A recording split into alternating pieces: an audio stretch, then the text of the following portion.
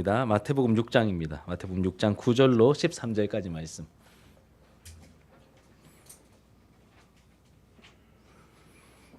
마태복음 6장 9절로 13절까지 말씀. 우리 한 절씩 교독하고 마지막 13절은 함께 읽도록 하겠습니다.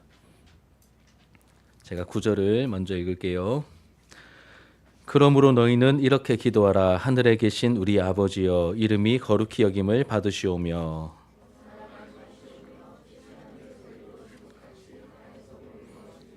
오늘 우리에게 일용할 양식을 주시옵고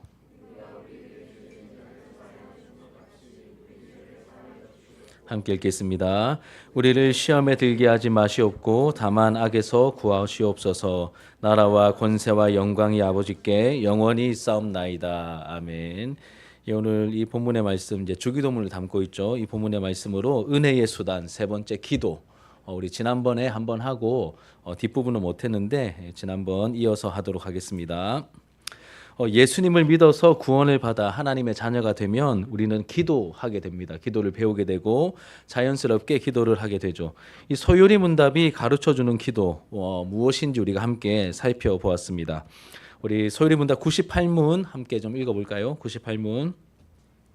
기도는 무엇입니까? 시작. 기도는 하나님의 뜻에 일치되는 우리의 소원을 그리스도의 이름으로 하나님께 올려드리는 것으로서 우리의 죄를 고백하며 하나님의 자비를 깨달아 감사하는 것입니다.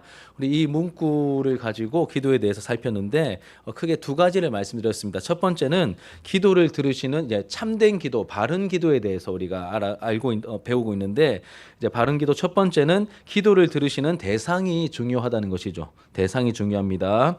우리에게 기도하라 하셨고 기도를 들으시고 응답해 주실 수 있는 분은 누구밖에 없죠? 오직 성경이 말하는 하나님밖에 없습니다. 하나님 아버지밖에 없습니다. 자, 하나님을 모르는 사람들처럼 내 소원을 이루기 위해 기도를 듣고 응답하는 대상이 누구인지 상관없이 기도하면 안 되겠죠. 그렇죠? 우리는 그렇게 기도하지 않습니다. 우리의 기도, 그러니까 내 소원이 성취되는 것이 목적이 아닙니다. 우리는 세상을 창조하셨고 우리를 사랑하셔서 이 구원자 예수님을 보내신 선하고 신실하신 하나님께 기도합니다. 이렇게 기도의 대상이 확실해야 되죠. 어떤 분이시고 하나님이 어떤 분이시고 또 어떤 분이신지 이제 누구인지 그 신분을 우리가 알아야 합니다. 자, 그리고 두 번째로는 이 기도의 대상만큼 중요한 것이 있다. 그게 바로 기도의 내용이었죠. 기도의 내용이었습니다. 아무거나 내 욕심과 본성을 따라 구하는 것이 아니라 이 성경적인 기도는 이제 우리가 무엇을 구해야 되죠? 하나님의 뜻에 맞는 기도를 해야 된다. 하나님의 뜻에 맞는 기도. 자, 그렇다면 보이지 않는 하나님의 뜻을 우리가 어떻게 알 수 있을까요? 무엇을 통해 알 수 있습니까? 성경을 통해 하나님의 뜻을 우리에게 알려주셨죠. 여러분, 이제 하나님의 뜻을 우리가 성경을 통해 알 수 있는데 이것까지도 귀찮아한다면 사실 하나님의 은혜를 누릴 자격이 없는 겁니다. 성경을 통해 하나님의 뜻을 찾을 수 있도록 하셨는데 나 성경 귀찮아요. 하나님 뜻 귀찮아요. 이렇게 하면 여러분 이런 영적인 게으름을 가지고 하나님의 은혜를 제대로 받고 누릴 수 없습니다. 여러분 우리가 그 부분은 분명히 짚고 넘어가야 되고 분명히 회개를 해야 되는 것이죠. 그래서 성경을 가까이 하셔야 돼요. 우리 청소년들 이번에 주제가 뭐였죠? 수련회? 말씀에 대한 내용 다뤘죠. 그렇죠? 말씀을 가까이 하기로 내가 좀 더 예배를 드려야 되겠다.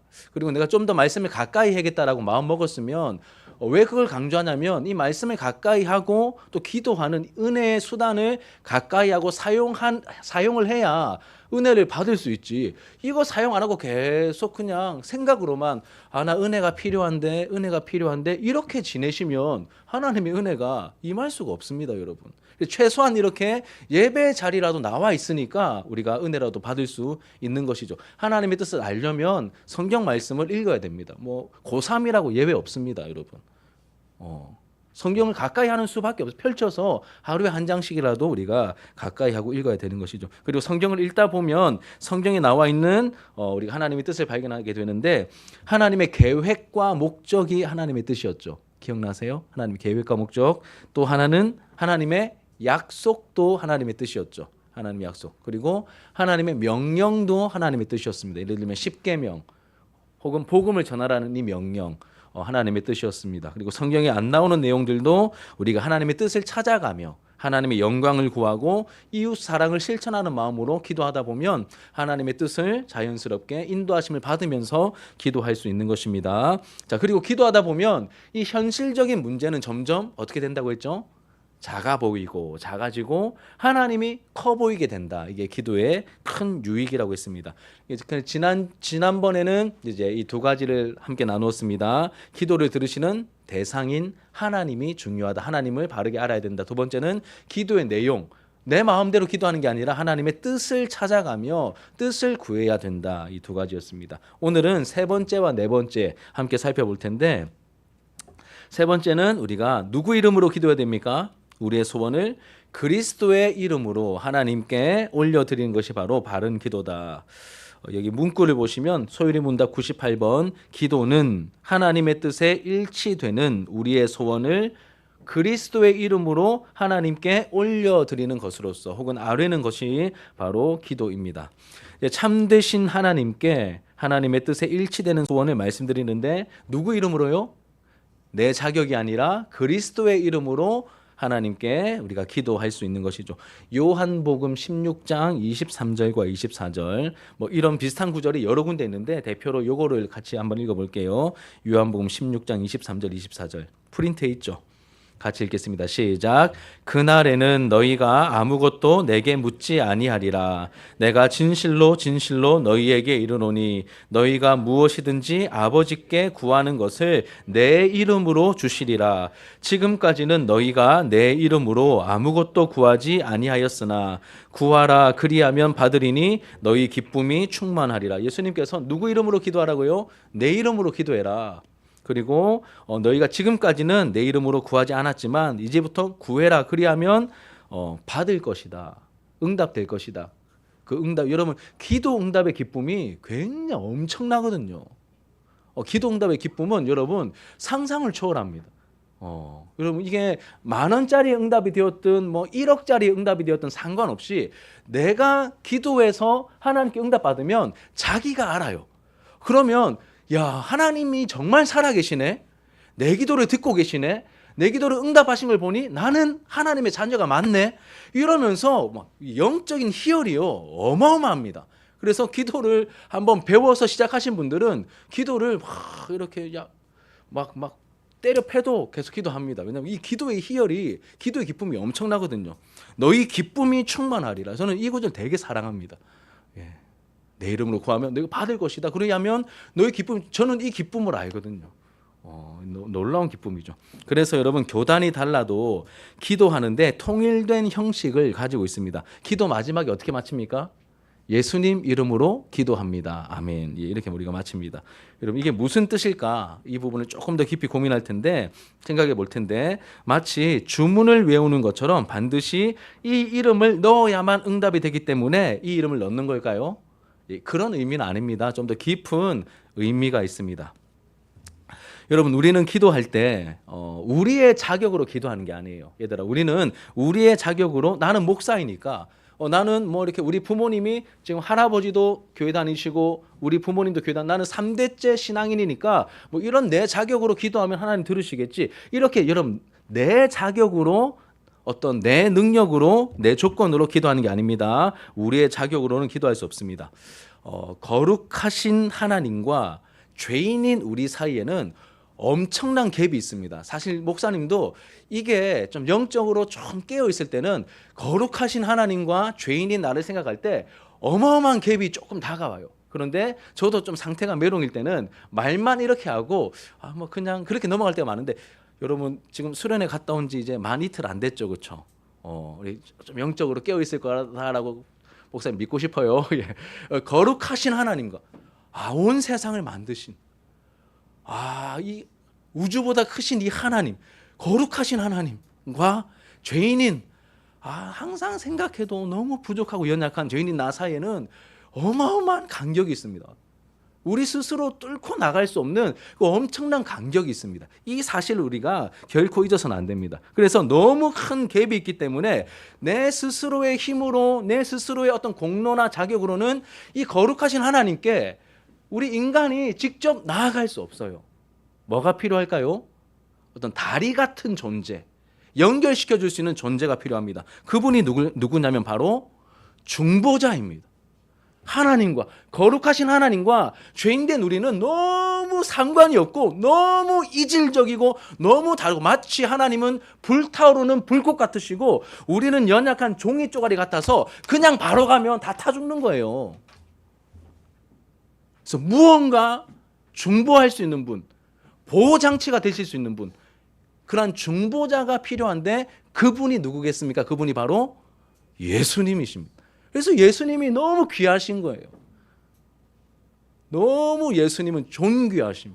우리 그런 찬양 가사 속에 그런 거 많잖아요. 근데 우리 아무 의미도 모르고 그냥 부르다 보니까 예수님 존귀한가 보다. 아니라 유일한 오고 가는 역사 속에 온 우주 가운데 하나님과 나를 연결시켜 줄 수 있는 유일한 중보자는 예수님밖에 없기 때문에, 다른 이름을 주신 적이 없기 때문에 이 예수님이 너무 귀한 겁니다. 이런 식으로 예수님의 귀함을 우리가 알 수 있어야 됩니다. 자, 디모데전서 2장 5절 같이 한번 읽겠습니다. 시작. 하나님은 한 분이시요 또 하나님과 사람 사이의 중보자도 한 분이시니 곧 사람이신 그리스도 예수라. 중보자가 필요합니다. 여러분, 하나님을 알수록, 나 자신의 어떤 연약함, 내 꼬라지를 알수록 정말 중보자가 필요하구나, 우리가 깨닫게 됩니다. 그 중보자는 오직 한 분이신데 바로 예수 그리스도이시다. 다른 이름을 주신 적도 없고 다른 이름은 통하지도 않는다. 오직 예수님밖에 없습니다. 자, 이 어떤 내용을 구약의 그림으로 다시 한번 설명을 좀 해드릴게요. 자, 구약에 나오는 성막 알죠? 성막, 혹은 뭐 성전을 생각해도 되고, 성막을 성전과 성막 상관없는데 성막을 생각하면 조금 더 이제 잘 다가옵니다. 자, 여러분, 하나님이 임재해 계신 장소를 우리가 여러분 뭐라고 배우셨어요? 예, 지성소죠, 그렇죠? 원래는 성소는 하나님이 계신 곳, 거룩할 성의 장소입니다. 거룩한 장소인데 하나님이 직접 임재해 계신, 그러니까 그냥 거룩한 장소 정도가 아니라 지극히 거룩한 장소, 하나님이 임재해 계신 그곳 해서 지성소라고 부릅니다. 그러면 하나님을 만나려면, 이 구약의 배경에서 하나님을 만나려면 어디까지 가야 될까요? 지성소까지 가야 되는 거예요. 이해하셨습니까? 지성소까지 가야 됩니다. 그럼 갑니다. 우리가 지성소까지 가는데 뭐가 이렇게 저기에 지성소가 있대라고 우리가 성막으로 갑니다. 성막으로 딱 들어가려고 할 때 뭐가 막혔을까요? 울타리로 막혀 있습니다. 울타리로 넘어갈 수 없어요. 어디를 통과해야 될까요? 성막의 문을 찾으셔야 돼요. 문. 그 문은 누구를 상징하겠습니까? 예수님이겠죠. 성막은 사실 하나하나 따져보면 전부 다 예수님을 보여주는 거예요. 그래서 문을 찾았습니다. 울타리로 막혀 있어요. 그런데 그 울타리를 찾아서 들어갑니다. 문 통과했습니다. 그리고 또 이제 그 성소 건물 안에 들어갑니다. 그러면 성소 건물을 찾았으니까 또 들어갈 수 있을까요? 아닙니다. 그 성소를 들어가려고 해도 또 하나의 휘장이 있습니다. 커튼이. 그럼 그걸 또 통과해야 돼요. 근데 거기는 또 아무나 들어갈 수 없네. 제사장들만 그 커튼을, 그 문을 통과할 수 있습니다. 그리고 또 거기에 들어가면, 그 성소 안에 들어가면 그 성소 안에 또 뭐가 있을까요? 지성소가 있습니다. 그 안에 법궤가 있는 지성소가 있습니다. 근데 그 지성소 안에 들어가려면 또 휘장이 있습니다. 또 문이 또 있습니다. 거기는 대제사장이 1년에 한 번만 들어갈 수 있어요. 제가 뭘 말씀드리냐면, 우리가 구약의 관점에서 하나님을 만나기 위해 지성소에 가려고 하면 칸칸이 막혀 있습니다. 우리의 힘으로 하나님이 계신 곳까지 우리 능력으로 보든 신분으로 보든 우리는 들어갈 수 없는 것이죠.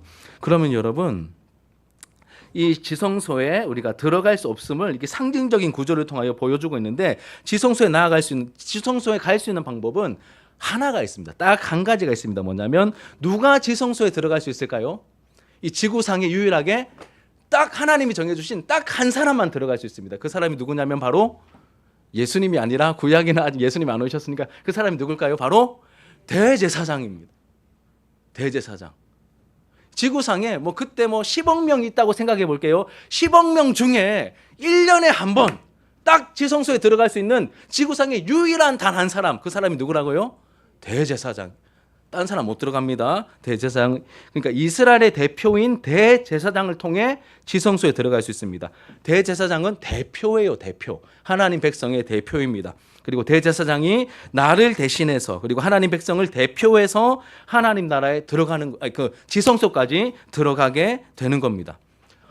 우리를 대표해서 이 대제사장이 지성소에 들어가는 방법을 통하여 우리는 그런 방법을 통하여 하나님께 갈 수 있는 거예요. 이게 무슨 말이냐면, 그럼 대제사장이 하나님을 섬길 때 특별한 옷을 입습니다. 이 옷을 뭐라고 하냐면 대제사장의 에봇 들어봤습니까? 에봇. 대제사장의 예복이 있습니다. 예복. 이거를 에봇이라고 하는데, 이 에봇에 보면 조끼 같은 거야. 뭐 이렇게 여러 구조로 되어 있지만 맨 겉에가 조끼로 되어 있는데, 조끼에 보면 이렇게 견대가 있습니다. 군대 갔다 오신 분들은 분대장 견장 차는 것처럼 이렇게 호마노 녹색의 두 보석이 있어요.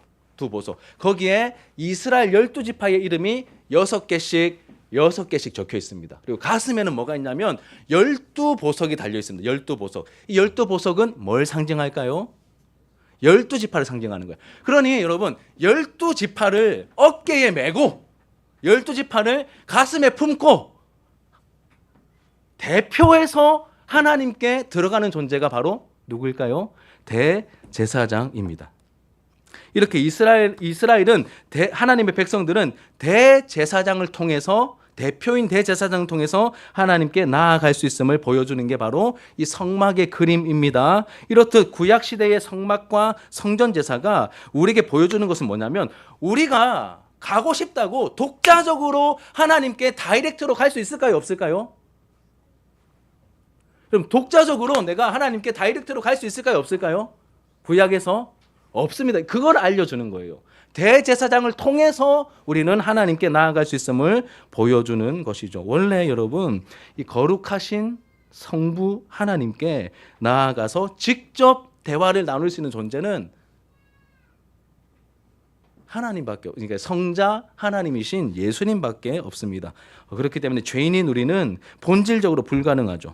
오직 성령님을 통해서 예수님께 연합되어 하나님께 우리는 나아갈 수 있는 겁니다. 쉽게 말하면 다이렉트로 내가 하나님께 직접 갈 수 없어요. 왜냐하면 하나님은 거룩하신 하나님이고 나는 죄인이기 때문에. 그런데 이게 구약의 원리에서만 그런 게 아니라 지금도 마찬가지입니다. 지금도 내가 하나님께 직접 내 힘으로, 내 자격과 내 조건으로 하나님께 직접 간다고 여기시면 안 돼요. 누구를 통하여 우리가 하나님께 나아갈 수 있는 걸까요? 예수님을 통하여 우리는 하나님께 나아갈 수 있는 거예요. 예수님과 연합되어서 우리가 하나님께 나아갈 수 있는 거예요. 그러면 믿음으로 예수님과 연합되어서 하나님 앞에 설 때 내가 드리는 기도가 하나님의 뜻에 합하면 마치 예수님이 하나님께 직접 아뢰는 것 같은 그러한 효과를 나타내면서 우리의 기도가 엄청난 응답을 가져올 수밖에 없는 것이죠. 그래서 여러분, 이런 교리를 모르면 그냥 내가 영적으로 좀 기분 좋고 좀 충만하면 그냥 내가 착한 일하고 내가 기도 많이 해서 하나님 응답해 주시는가 보다 이렇게 여기는데, 그게 아니라 우리 기도 응답의 모든 근거는 다 어디 있을까요? 누구에게 있을까요? 예수님께 있는 거예요. 이거 놓치시면 안 돼요. 이거 놓치시면 안 돼요. 제일 중요한, 기도할 때, 하나님과의 관계를 맺을 때. 그럼 그래서 교회에서 우리가 예배를 하든 찬양을 하든 기도를 하든 우리가 영적인 어떤 행위들을 하는데 다 하나님께 나아갈 수 있는 근거와 통로가 무엇입니까? 예수님이신 거예요. 그래서 예수님을 딱 놓쳐버리고 자꾸 우리끼리 뭘 하려고 하면 그 교회는 엉뚱한 데로 가는 거예요, 지금. 예수님이 가득해야 됩니다. 설교 중에도, 찬양 중에도, 여러분들의 심령 속에도 예수로 가득해야 하는 것입니다. 그래서 이제 여러분, 이런 이제 영적인 비밀, 이런 진리를 아는 분들에게 자꾸 예수님을 말하면 영적인 어떤 분위기가 폭발합니다. 왜냐하면 예수가 귀하고 예수가 능력이고 예수가 생명이고 예수가 소망임을 알기 때문에 예수님을 강조할수록 그래, 예수님이야. 나는 작아지고 나는 사라지고 자꾸 예수님이 드러날 때 엄청난 임재를 경험하는데, 이런 비밀 모르고 자꾸 자기가 내 노력으로 뭐 나의 어땀으로 자꾸 접근하려고 하는 사람들은 아, 목사님, 예수님 얘기 좀 그만하지 이렇게 들리는. 그리고 예수의 이름으로 우리가 예수님 이름으로 기도한다는 것은 여기 여러분 주보에 보시면 예수님의 이름으로 기도한다는 것은 하고 이렇게 프린트에 적혀 있죠. 찾았습니까? 같이 읽겠습니다. 시작. 죄인인 내가 다시요. 시작. 죄인인 내가 거룩하신 하나님 앞에 직접 나아갈 수 없다는 것을 확실히 알고 유일한 중보자이신 예수님을 믿음으로 예수님과 연합되어 예수 안에서 기도한다는 뜻입니다. 이 중요해서 우리가 함께 읽은 겁니다. 믿음으로 예수님과 연합되어 예수님의 공로 때문에 나를 그리고 내 기도를 하나님께서 받아주시고 들어주시는 것이죠. 그렇기 때문에 여러분 예수님이 누구이며 나를 위해 행하신 일이 무엇인지 아무것도 모르면서 아까 기도할 때 기도를 어떻게 마친다고요? 예수님 이름으로 그러니까 예수님을 영접 안 했어요. 예수님 안 믿어요. 그런데 야 예수 이름으로 기도하면 응답된다더라. 그러니까 요렇게 요상한 믿음도 아닌 것이 뭐 요상한 요런 생각을 가지고 그냥 예수 이름만 마지막에 주문처럼 갖다 대면 기도가 응답되는갑다라는 그런 생각으로 예수님 이름으로 기도합니다. 아멘. 이 기도는 헛방인 기도.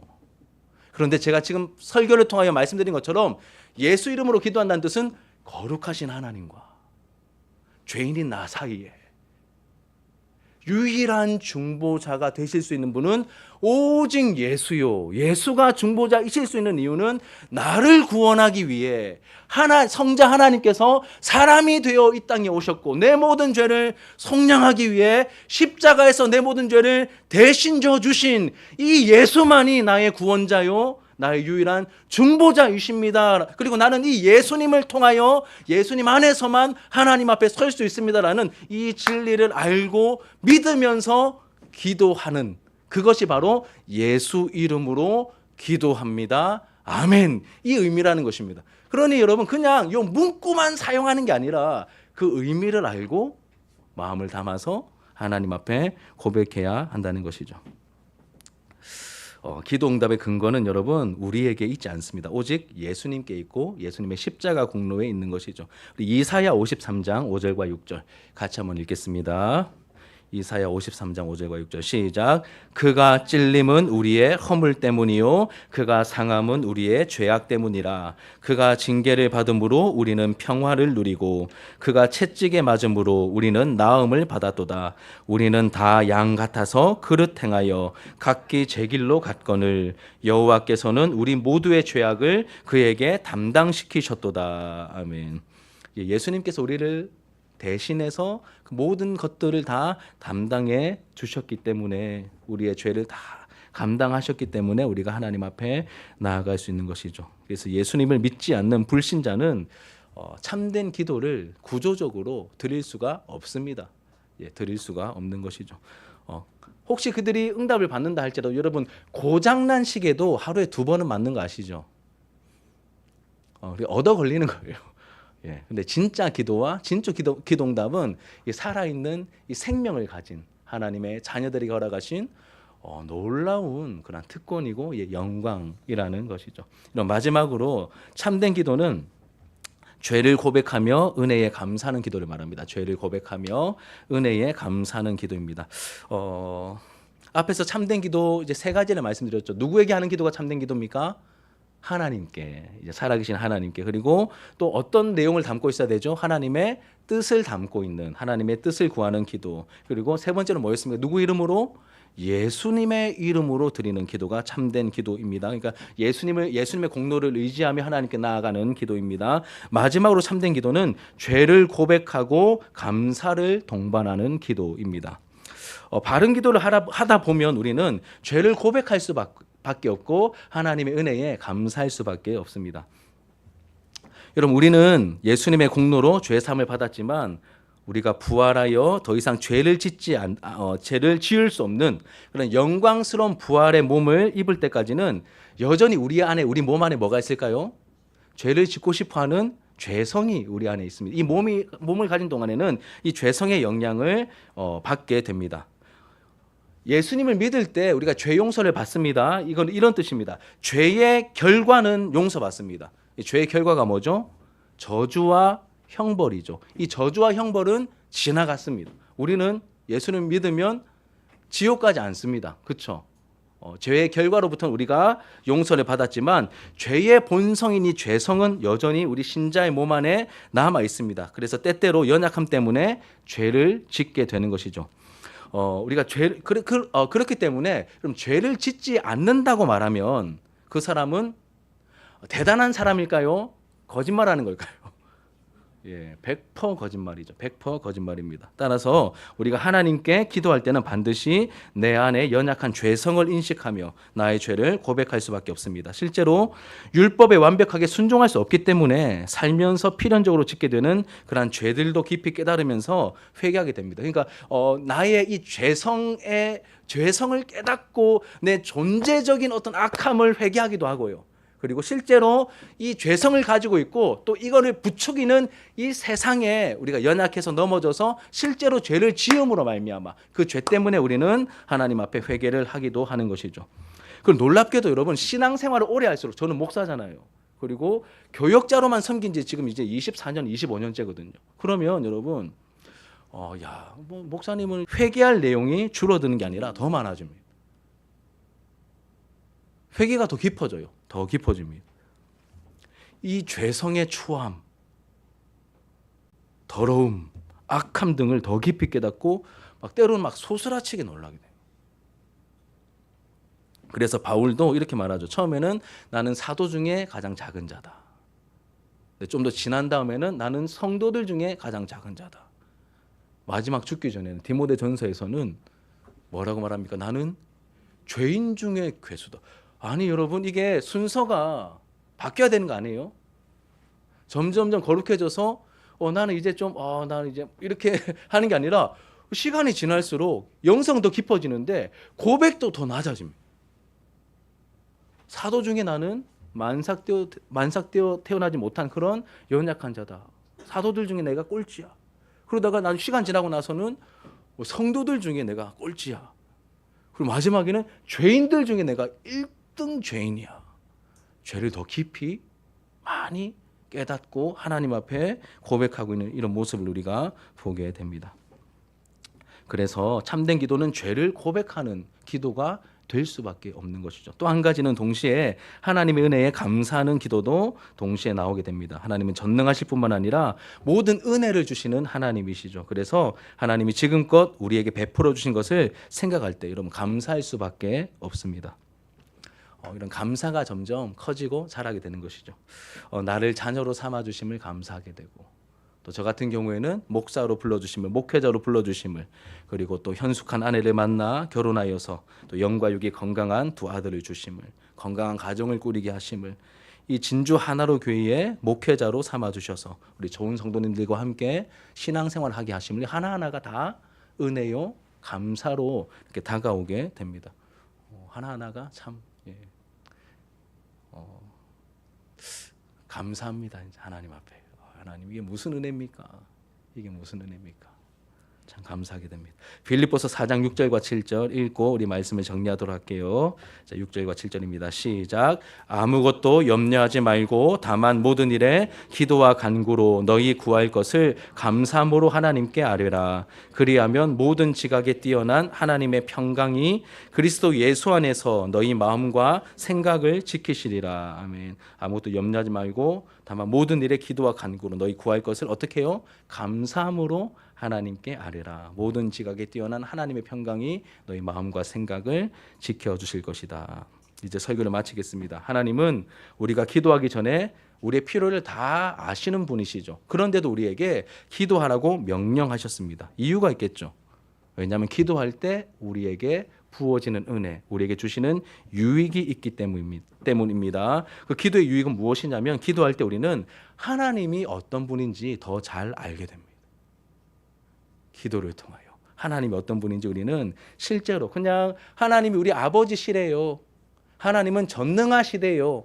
이렇게 원리로 공식처럼 알고 있는 글자로 배운 하나님이 아니라 기도하고 기도 응답을 받게 되면 하나님을 알게 되는데 내 삶에 관심을 가지고 계시고 정말로 살아계시고 정말로 때를 따라 주시는 약속하신 그 은혜를 실제로 공급해 주시는 하나님을 경험하게 되면 그 사람의 신앙의 역동성과 신앙의 색깔이 완전 달라집니다, 여러분. 그래서 기도하는 사람과 기도하지 않는 사람의 신앙의 차이는 하늘과 땅 차이입니다. 한 사람은 공식적인 하나님을 믿고 있는 것이고 원리적인 하나님을 믿고 있는 것이고 기도하는 사람은 실제로 살아 역사하시는 그 하나님이 내 아버지이심을 확신하며 신앙생활을 하고 있는 것입니다. 그래서 저는 기도에 대한 설교를 할 때마다 흥분합니다. 왜냐하면 제가 어려웠던 시절에 기도를 배웠거든요. 기도를 배웠습니다. 그러니까 기도를 목사님이 설교하시네, 기도하라고 하시네, 기도 좀 해봐야지. 이게 아니라 정말 가난하고 정말 없고 정말 아무것도 학비도 없고 차비도 없고 아무것도 없는 상황에서 뭐 이러다가 아무것도 못 하겠더라고. 그래서 그냥 하나님 앞에 하나님 아버지시라고 하는 약속의 말씀 하나 붙들고 가서 하나님 저 좀 도와주세요. 하나님 저 좀 도와주세요. 아니 하늘의 새들도 먹이시고 아니 땅의 풀들도 먹이신다면서 우리를 돌보신다면서 이 하나님 약속이지 않습니까? 그러니까 하나님 뜻대로 기도하는 거예요. 지금 떼쓰는 게 아니라 하나님 그러면 저도 좀 도와주세요. 저도 학교 좀 다닐 수 있게 차비 좀 주시고 학비 좀 어떻게 좀 주시고 좀 저 좀 도와주세요. 이렇게 기도하게 되었습니다. 응답해 주시더라고요. 그럼 놀랍게 응답해 주십니다. 같이 방 쓰는 친구가 같은 신학생인데 지도 돈이 없는데 그 적금을 깨가지고 제 등록금을 보태주더라고요. 그러면 여러분 기도 안 하면 내 친구가 내 불쌍해서 지 돈 좀 나눠줬나 보다 이렇게 생각되는데 기도한 사람은 하나님이 나를 돌보셔서 이 친구를 사용하셔서 내가 학교 다닐 수 있게 해주셨네. 이렇게 다가오는 거예요. 또 체풀을 했습니다. 이제 밥값이 없는 거야. 그때 한 끼가 2,300원이었거든. 정말 저는 그렇게 옛날 사람이 아닌데 저는 되게 옛날 사람처럼 어려웠어요. 부모님이 다 미자립 개척교회 목회자라서 그런지 정말 막 돈이 너무 차비도 없고 막 미치겠더라고. 그런데 이 미치겠는 게 다행히 방향을 바로 잡아가지고 하나님께 기도를 하게 되었고 기도를 배우게 되었고 기도하니까 응답해 주시는 거예요. 밥값이 없었는데 제 도서관 자리에 식권 3장이 딱 있는 거예요. 그럼 얼마짜리 응답입니까, 여러분? 식권 한 장이 얼마라고요? 2,300원. 석 장이면 6,900원짜리 응답인데 여러분 저는 세상을 다 가진 줄 알았어요. 와, 하나님이 나를 보고 계셔서 자기 자녀를 책임져 주신다는 말이 진짜구나. 이런 식의 하나하나의 공급하심과 인도하심 속에서 여러분 제가 학교를 다녔고 이것도 전도사로 갔는데 이 사역지는 또 너무 힘든 곳에 아무것도 모르고 갔는데 저는 저 같은 녀석을 또 받아주는 사역지만 있는 것만으로도 감사한 마음에 갔습니다. 거기서 사역하는데 교회가 재정적으로 어려워서 교육자 사례를 못 주네요. 자꾸 밀려요. 그래 또 여전히 차비도 없고 뭐 했을까요? 기도가 액세서리가 아니라는 것을 알았기 때문에 또 엎드리는 겁니다. 또 기도하는 거예요. 살아계신 하나님께서 필요를 공급해 주시는. 그래서 여러분 이제 이 부분은 이제 걱정이 안 되는 거예요. 그래서 제가 이제 개척할 때도 제가 이제 들은 분이 계시겠지만 개척할 때도 저는 이런 훈련을 생각보다 좀 긴 시간 동안 오래 했거든요. 그래서 하나님께 제가 자신 있게 기도했습니다. 하나님, 보통 개척하면 개척교회 목사들이 재정적인 고생을 많이 하는 게 공식입니다. 하나님 저도 압니다. 그런데 저는 그 시절에 이미 수년 동안 그 고생과 훈련을 다 했으면 그 안 해도 되는 거 아닙니까? 즉 하나님 앞에 이렇게 되게 좀 이렇게 건방지게 좀 건방졌죠, 그렇죠? 그런데 좀 나름 겸손하게 했습니다. 하나님이 저 다 한 것 같아요. 그런데 만약 또 필요하다고 여기시면 또 하겠습니다. 그런데 하나님 보실 때 이거 통과했다라고 하나님이 패스시켜 주신 어떤 그게 있으면 그냥 이 물질적인 어떤 어려움들은 그냥 통과해 주셔도 제가 딴짓 안 할 것 같습니다. 그렇게 막 금식하면서 기도한 게 아니라 그렇게 읊조리듯이 기도하고 했는데 저는 그거 응답 받았다고 생각하거든요.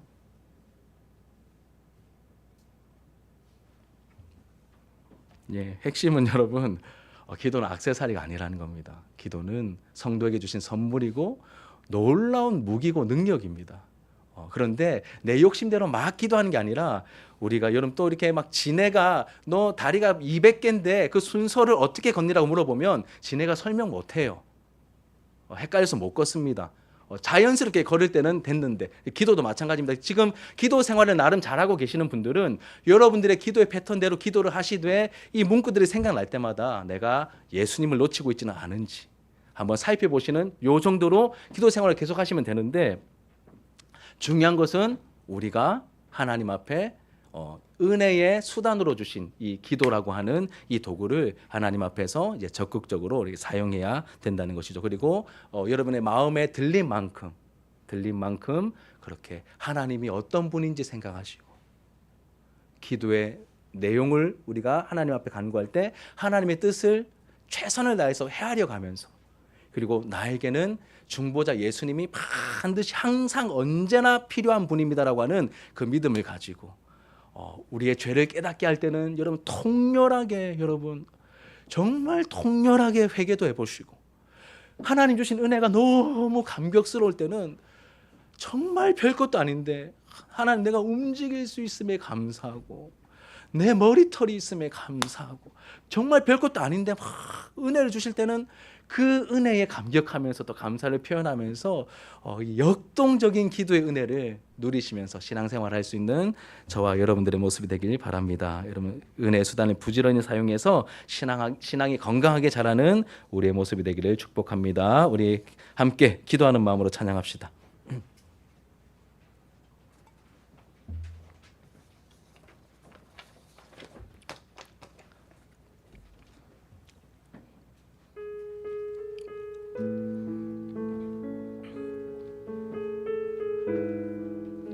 주의 보좌로 나아갈 때 어떻게 나가야 할까? 오늘 말씀을 생각하면서 여러분 이 찬양 함께 부릅시다. 주의 보좌로 나아갈 때에 어떻게 나가야 할까? 나를 구원한 주의 십자가 그것을 믿으며 가네. 주의 보좌로 나아갈 때에 나 여전히 부족하나 주님 나를 품으신 주의 그 사랑 그것을 믿으며 가네. 자격 없는 내 힘이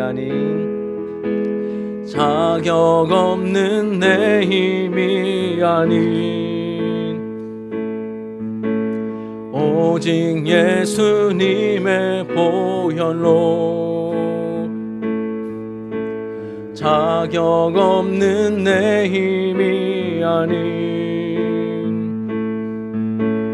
오직 예수님의 보혈로 십자가의 보혈 완전하신 사랑 힘입어 나아갑니다. 십자가의 보혈 완전하신 사랑 힘입어 예배하. 우리 한 번 더 고백합시다. 주의 보좌로 나아갈 때에 주님 기도로 나아갑니다. 어떻게 나아가야 할까? 어떻게 나아가야 할까?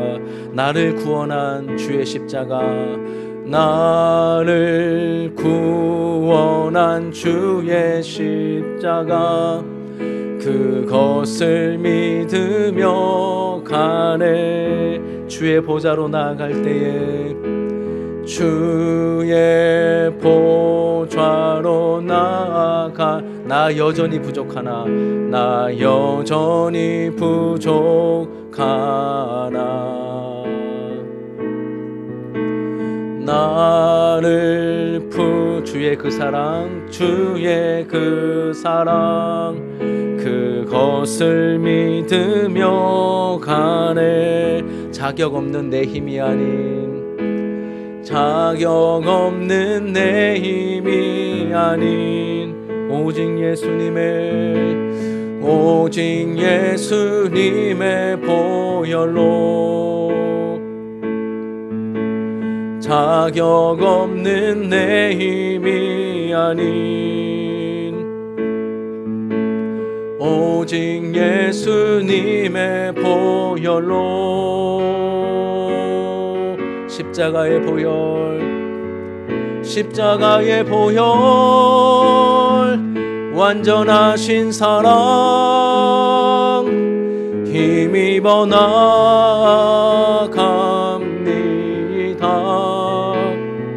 십자가의 보혈, 완전하신 사랑, 힘입어 예배하. 우리 함께 기도해. 우리 함께 기도해. 주 앞에 나와 무릎 꿇고 긍휼 베푸시는 주, 하늘을 향해 두 손 들고, 하늘 문이 열리고 은혜의 빗줄기 이 땅 주님 나와소서. 마침내 주 오셔서 의의 빗줄기 우리 위에 부시.